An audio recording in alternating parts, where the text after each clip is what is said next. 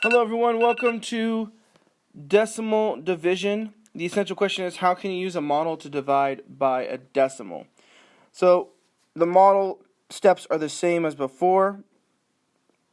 Create a model based on the divisor and divide equally the parts. The algorithm is a little bit different. You have to move the divisor decimal to the far right. We call it the swoop method. At least that's what I call it.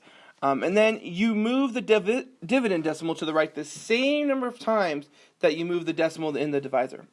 And then you place the decimal on top and divide normally. So those two steps haven't changed. I will go over that in a little bit more detail when we do the examples. So let's look at example number 1. And here's example 1 and 2. You can go ahead and pause and write those down if you need to. Okay, so example number 1 says, what are we doing here? Here we go. Lisa is making reusable shopping bags. She has 3.6 yards of fabric. She needs 0.3 yards of fabric for each bag. How many shopping bags can she make? So let's say that we have 3.6. Let's say we have 36, right? So we have, let me see. If we're making a model, we would show it like 1, 2, 3, 1, 2, 3, 4, 5, 6, right? And we need to divide that into like and just many groups of 3 times. We need to divide that, okay? So we have 36. So if we're going to divide that into 0.3 yards of fabric, we're going to need to split it up, right? So we say 1, there's 1 there, there's 1 there, there's 1 there, right? So if we're going to split it up, everything needs to be even. So I can take 1 and 2 here, 1 and 2 here, and 1 and 2 here. And that would make it 12. So I know that she can make 12 shopping bags. Now, I don't really like this modeling method, if I want to be honest with you.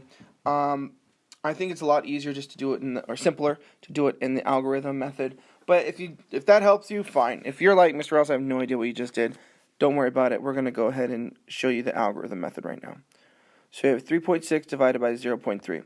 So like I said first, you have to swoop or move this decimal over to make this a whole number. And whatever you do on the outside, you have to do on the inside. And we moved it once to the right, so we're moving this decimal once to the right. And then immediately place it directly on top. Okay? Put it directly on top. So now we have 36 divided by 3, right? So what we're going to do is 3 goes into 3 one time. Subtract, you got 0 left over. Bring down the 6. 3 goes into 6 2 times. And our answer is 12. Okay? That is our final answer. Our answer is 12. I'm going to box it for you. Sorry, it's kind of in the thing there, but our answer is 12.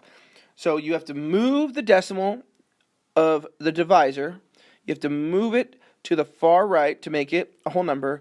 And then you have to immediately move this dividend the same amount, which was 1, the same amount of times, and then put the decimal on top, and then divide normally. Okay? All right, let's do number 2. 1.75 divided by 0.25. So 1.75 would be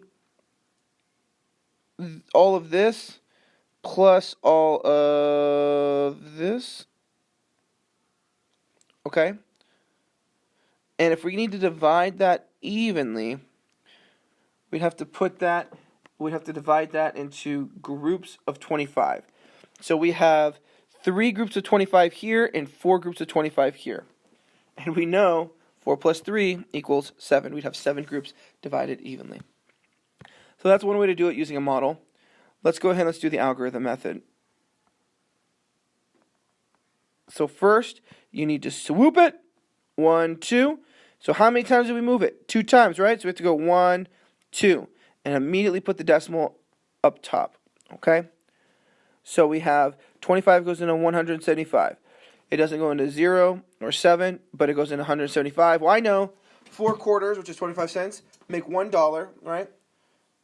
So 25 times 4 would be 100, and 25 times 3 is 75, so it's 7 times. All right, and you could do that. You'd say it's 175. 14 plus 3 is 7, 175. So 25 goes to 7, 175. I just relate it to money. When I see 25, I think of quarters. I know if I have 7 quarters, I have $1.25. Because 4 quarters make $1, 3 quarters make 75 cents. So if you see 25, I think of it as money because I think of it as quarters. But if that's difficult, you could estimate. You could say, okay, 25 is close to 30 or close to 20, and then just go from there. All right, guys, and that's it for today's lesson. Thank you for watching, and I hope you have a good one.